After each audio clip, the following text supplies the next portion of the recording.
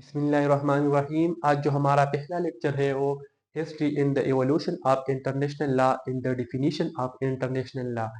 इसमें हम पढ़ेंगे कि हाउ किस तरह जो इंटरनेशनल लॉ है ये बीइंग एन एग्जिस्टेंट एंड किस तरह इसका जो एवोल्यूशन है थ्री डिफरेंट स्टेजेस हम पढ़ेंगे एंड इनकी जो डिफिनीशन है वो हम पढ़ेंगे।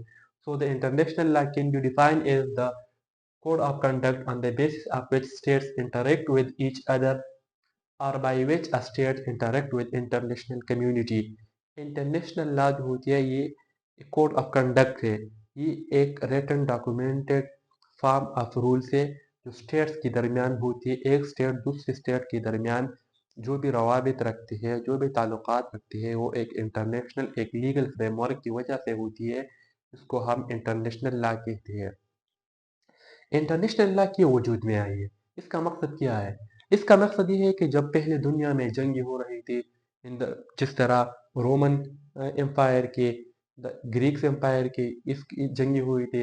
इसके बाद in Europe in the enlightenment came in the Protestant in the Catholics, तो इनके दरमियान लड़ाई हुई थी। आपकी अब इन दोनों की जो दरमियान लड़ाई, इसके बाद जो पहला world war first in the world war second केम।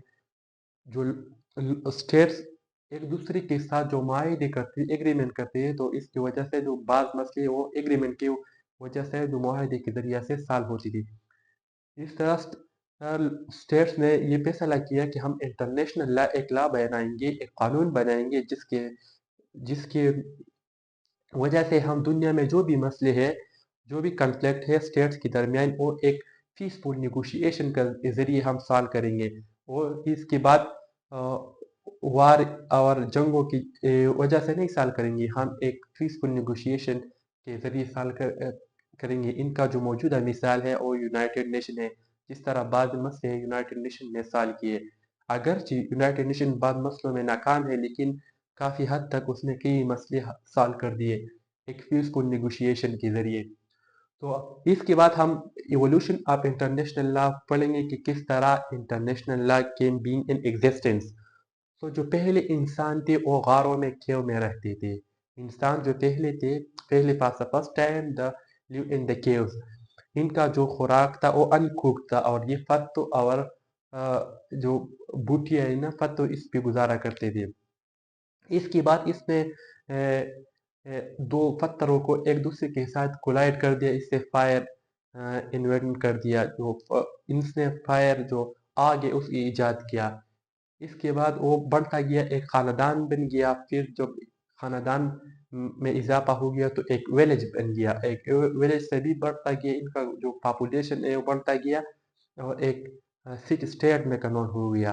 तो जब एक एक सिटी स्टेट में कन्वर्ट हुआ तो उनके लिए एक रूलर होना चाहिए, और इस तरह एक एक दूसरे के साथ जो रवाबित है वो एक दूसरे के साथ रवाबित के लिए एक एग्रीमेंट, एक लॉ, एक कोड ऑफ कंडक्ट होना चाहिए था। तो इस वजह से इसका जो लॉ एक इंटरनेशनल लॉ का आगाज हो गया। इनका फैसला जो टेन्योर है वो हम first is the Greek era. Greek era signed a lot of treaty with each other. At that time there were a small state in the Greek, so इन के जो एक दूसरे के साथ ताल्लुकात रखते थे, तो जो भी मसला होता था इनके दरमियान वो एक ट्रीटी, एक स्मॉल ट्रीटी, एक ट्रीटी की वजह से वो सॉल्व करती थी। तो इस तरह ट्रीटी का इंटरनेशनल लॉ का आगाज हो गया। The Roman, for the first time, they provide the sue in each other court. So ये जो ग्रीक्स थे और रोमन थे, ये पहली दफा इसने एक दूसरे के जो लोग थे, एक स्टेट के लोग दूसरे स्टेट में केस, जो भी इनको मसला आता था उस दूसरे स्टेट में, वो इनके कोर्ट में, उनकी अदालतों में केस फाइल कर सकती थी।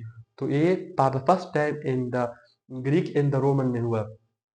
इसका एक फेमस फ्रेज भी है कि पेक्टा सन सर्वेंटा। ये एक लैटिन फ्रेज है। इसका मतलब है जो भी एग्रीमेंट हो, वो जो भी स्टेट्स के दरमियान, जो भी at that time the state the community, उनके दरमियान जो भी एग्रीमेंट हो वो मस्ट बी फॉलो, वो should be follow, the agreement must be follow. पेक्टा सन सर्वेंटा का मतलब है कि the agreement must be follow. After that, the second phase came. The second phase start from the 9th century to the 16th century. The between what happened between the 9th century and the 16th century we call that the Middle Age. In that time in the Europe there were Catholic. In Catholic were those who control the church and also control the people. They rule from the church and they rule the state from the church. ये जो Catholic के लोग थे, ये Duke थे, ये एक clergyman थे, एक रिलीजियस के टाइप की बंदा था और इसके साथ जो किंग्स थे वो भी मिल गए थे। वो दोनों जो स्टेट के लोग थे उनको बुरी तरह ट्रीट करते थे और उनसे पैसे भी मांगते थे, हर तरह इनको एक्सप्लॉइट करते थे। इनमें जो फॉर एग्जांपल इन यूरोप जब कोई बंदा बीमार हो जाता तो वो क्लर्जीमैन के पास जाता था, वो कहते थे कि आप कोई जानवर या पैसे वगैरह डोनेट करें चर्च को। जब वो पैसे या कोई जानवर चर्च को डोनेट करते थे, आफ्टर दैट वो कहते कि आपका गुनाह भी माफ हो गया और अब इसके बाद आपकी बीमारी भी ठीक हो जाएंगी। इस तरह उसने बहुत से कंसेप्ट इवॉल्व किए थे। उसने दूसरा ये कि उन्होंने कहा था कि हमारी जो बात है वो must be powerful because we are divine, we are the chosen by God, कि हम अल्लाह ने चूज किया है, इस वजह से अब हम जो भी बात करेंगे वो आप जरूर मानेंगे। इस तरह जो कंसेप्ट थे वो यूरोप में थे। इसके बाद प्रोटेस्टेंट आ गया। प्रोटेस्टेंट वो लोग थे जो इसके जो चर्च के जो ड्यूक थे इसके खिलाफ थे।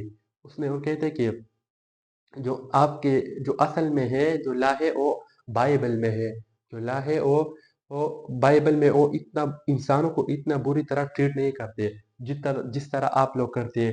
उसने इन उनके जो अहकामात है जो अपनी तरफ से जारी की उससे इनकार कर दिया। इसके दूसरे दौर में जो सी रूट्स डिस्कवर हुए, जो सी जो कार्टोग्राफी, सी समंदर का नक्शा इस तरह और दुनिया का नक्शा आ गया और इसका जो रूट सी समंदर का रूट वो डिस्कवर हो गई। लोगों ने ट्रेड तिजारत स्टार्ट की एक दूसरे के साथ सी रूट के जरिए। Vasco da Gama route to Vasco da Gama discover the route to India and the Columbus also discover the route to by sea to America and he also discovered America. उसने जो जो समंदरी रास्ते इजाद की, इससे इनके जो इम्पोर्टेंस है वो बढ़ गया। मोस्ट ज्यादा जो स्टेट थे उसने 100 नॉटिकल माइल और बाजों ने 200 नॉटिकल माइल जो जिसके साथ इनका जो एडजेसेंट समंदर था, जो भी स्टेट इनके साथ बॉर्डर समंदर का लग गया था वो उसने 200 नॉटिकल माइल या 100 नॉटिकल माइल तक जो समंदर का हिस्सा था उस पर कब्जा कर दिया था। वो इसमें फिशिंग एक्टिविटी, मैनर्स और किश्तीरानी वगैरह जो भी एक्टिविटीज़ करते थे वो अपना समझते, उसमें किसी दूसरी स्टेट को अलाउ नहीं करते थे। तो इस वजह से इन स्टेट्स के दरमियान एक करप्शन बढ़ गया। जो भी स्टेट एक दूसरे स्टेट के हिस्से में जाता था, इसका जो किश्ती या बोट जाता था किसी दूसरी स्टेट के समंदरी हिस्से में, तो वो इनको मतलब ये इनको पकड़ते थे और इनको अलाउ नहीं करते। इस वजह से इनके दरमियान जो भी कंफ्लिक्ट वो बढ़ता गया। जो दूसरा है ना कैनन शॉट रूल, इसने इस तरह फैसला किया, जो भी कैनन शॉट का मतलब है कि जो भी एडजेसेंट स्टेट्स है उससे जो तोपान आर्टिलरी इससे एक बुलेट फायर करती थी, वो approximately 3 nautical mile distance cover किया करता था। जो 3 नॉटिकल माइल डिस्टेंस था उससे उस तक क्लेम करता था ये हमारा हिस्सा है। तो इस तरह इसने एक रूल बुलेट कैनन रूल इजाद की, इस वजह से वो उस पर कब्जा करते थे। तो इनके दरमियान एक स्टेट्स के दरमियान एक लड़ाई शुरू हो गई वाटर पे, द इम्पोर्टेंस ऑफ वाटर पे। तो इस तरह इनको एक ट्रीटी करना पड़ गया, तो वो इनका in the form of canon shot rule जो इंटरनेशनल लॉ का बेस बन गया। दूसरा जो तीसरा जो एवोल्यूशन आ गया है ना वो the modern till from the 17th century till to the 21st century nowadays we are the law using the law we call that the modern 17 modern 17th century international law. इसमें जो first है ना वो treaty of Westphalia है। ये treaty of Westphalia ये 1648 में साल हुई।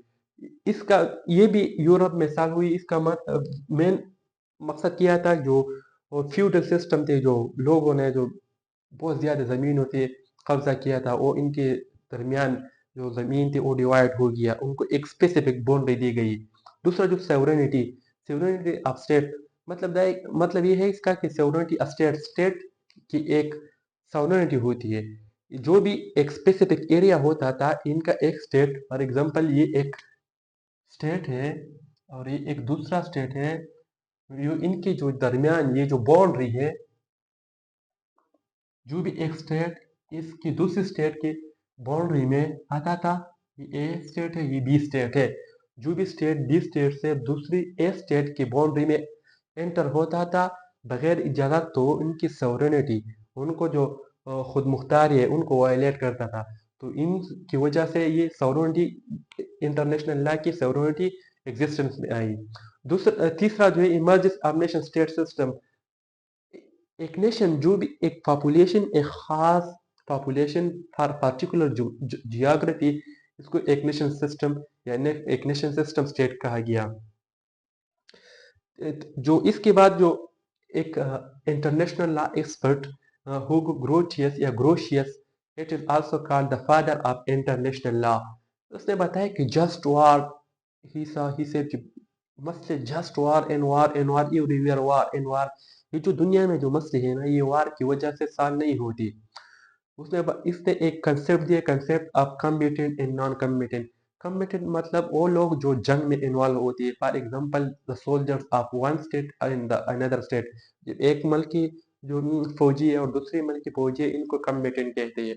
और वो लोग जो लड़ाई में इन्वॉल्व नहीं हुए, जिस तरह वमेन और children and old ages people, जो बूढ़े होते हैं ना, वो इसको नॉन कम्बेटेंट कहा गया। इसने इनका डिफ्रेंशिएट कर दिया। इसके बाद 18th सेंचुरी स्टार्ट हुई। इन 18th सेंचुरी में 3 कंसेप्ट आ गए। उसमें एक नेचुरलिस्ट का कंसेप्ट, एक पॉजिटिविस्ट का concept, and the third one is the Grotian concept. Naturalist concept वो कहती थी कि जो भी लॉ है वो डिवाइन है, जो डिवाइन लॉ है वो फॉलो करेंगे, मैन मेड लॉ हम नहीं फॉलो करेंगे।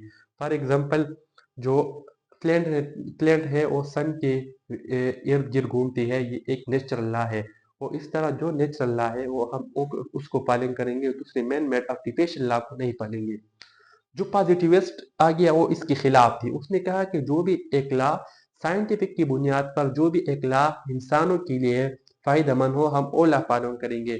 फॉर एग्जांपल, जो आज जिस तरह है, जो वार लॉज है और ट्रेड लॉज है और इस तरह डिप्लोमेटिक इम्यूनिटीज, जो भी लॉज है वो एक पॉजिटिविस्ट लॉ की एग्जांपल है। और तीसरा जो ग्रोथियन कंसेप्ट था, इसका इस दोनों का कम्बिनेशन था। वो नेचुरलिस्ट को भी फॉलो करती है और पॉजिटिविस्ट को, ये दोनों का कम्बिनेशन होता है, ये दोनों को फॉलो करती थी। इसके बाद कांग्रेस वियना कंसेप्ट आ गया इन 1815 हो। In this concept Congress Vienna 1815, इसमें किया गया कि सॉवरेनिटी, एक स्टेट की सॉवरेनिटी होती है, दूसरे स्टेट इनको वायलेट नहीं करेंगे। दूसरा, इनकी नेशनलिटी ऑफ सिटीजन, इसने एक जो सिटीजन है एक पर्टिकुलर एरिया की, इनको एक नेशनलिटी दे दिया। ये लोग एक स्पेसिफिक एरिया में रहेंगे, उनका ये स्टेट का एक नेशन होंगे। जिस तरह अमेरिका में जो स्टेट्स है, इनकी 2 नेशनलिटी होती है। एक नेशनलिटी इनके अमेरिका की होती है और दूसरा इनकी स्टेट्स की होती है। फॉर एग्जांपल, एक स्टेट है मैसाचुसेट, तो एक नेशनलिटी मैसाचुसेट की होगी और दूसरी अमेरिकन की होगी। तो ये एक होल अमेरिका को रिप्रेजेंट करेगा और दूसरा इनका जो स्टेट है वो रिप्रेजेंट करेगा। जिस तरह पाकिस्तान में हमारा जो है एक नेशनल आइडेंटिटी कार्ड होती है और पाकिस्तान को रिप्रेजेंट करता है, और दूसरा जो डोमिसाइल होती है, जो वो एक पर्टिकुलर एरिया, एक पर्टिकुलर पॉइंट्स को रिप्रेजेंट करता है। इस तरह इनके इम्यूनिटी एंड डेवलपमेंट डिप्लोमेट्स हो, इसमें नेशनलिटी के बाद जो इम्यूनिटी डिप्लोमेट्स थे, वो उनको इम्यूनिटी, फॉर एग्जांपल उस डिप्लोमेट्स का इम्यूनिटी ये है कि वो इनको जो वो जो स्टेट की जो लॉ होती है उनसे वो बालातर है, वो जो स्टेट की पुलिस है वो उनको कैप्चर नहीं कर सकती थी। और इस तरह जो स्टेट के एक जो स्टेट के अंदर जो भी स्टेट के मामलात है, इसमें जो डिप्लोमेट है वो इसकी काम में काम नहीं करेगा। मतलब इनके अंदर जो स्टेट के अंदर जो भी काम है, इसमें इंटरफियर नहीं करेगा। इसका डिप्लोमेट इम्यूनिटी इसने मुतारिफ करवाई। इसके बाद Geneva convention in 1925 to 49, Geneva convention it was also about the treatment of prisoner, how हम किस तरह जो एक प्रिजनर एक कैदी जंग में पकड़ा गया उसको हम कैसे ट्रीट करेंगे, इसको सेहत का ख्याल रखेंगे, इसका जो जासूसी के लिए इस्तेमाल नहीं करेंगे, जो भी प्रिजनर है वो साइंटिफिक इन्वेंशन, जो भी साइंसदान है वो साइंटिफिक इन्वेंशन के लिए इसका जिस्म इस्तेमाल नहीं करेंगे, इस तरह लाज मुतारिफ करवाई। दूसरा इसका मेडिकल फैसिलिटी हुआ, जो भी एक बंदा जख्मी हो गया इनको मेडिकल फैसिलिटी देंगे, इसका 1949 में ये मुतारिफ करवा दिया गया। इसके बाद United nation universal declaration of human rights, United nation now is the present part of the international law. इसमें हम देखते हैं कि हाउ किस तरह ह्यूमन राइट्स, जो भी जिधर भी ह्यूमन राइट्स के वायलेशन होते हैं उस पे इंटरनेशनल यूनाइटेड नेशन स्टांस लेती है। In Vienna convention on development relations, diplomatic relation, और दूसरा ये कि इनका जो यूनाइटेड नेशन है, दूसरा इसमें जो वियना कन्वेंशन के डिप्लोमेटिक रिलेशन एक स्टेट के दूसरे स्टेट के डिप्लोमेटिक रिलेशन से बात करती है, और ये सारे इनके पास डॉक्यूमेंटेड है। और तीसरा है Vienna convention and law of treaty, कि किस तरह ट्रीटीज बनती है और किस तरह इनको फॉलो करते हैं। जो भी एक स्टेट एक ट्रीटी को नहीं फॉलो करती, इस पे अमल नहीं करते, तो दूसरा स्टेट जो है वो सिक्योरिटी काउंसिल में इसके खिलाफ केस कर सकता है। ये whole overview of the evolution, this was the whole overview of the evolution of the international law in now. जो इंटरनेशनल लॉ है अभी इसमें इंक्रीजमेंट हो रही है, जिस तरह अभी इंटरनेशनल लॉ में क्लाइमेट चेंज, जो क्लाइमेट रिफ्यूजीज है, क्लाइमेट चेंज आ गया है, इसका भी इसमें एडिशन हो गया। ये मॉडर्न टाइम के साथ साथ बढ़ रहा है इंटरनेशनल लॉ।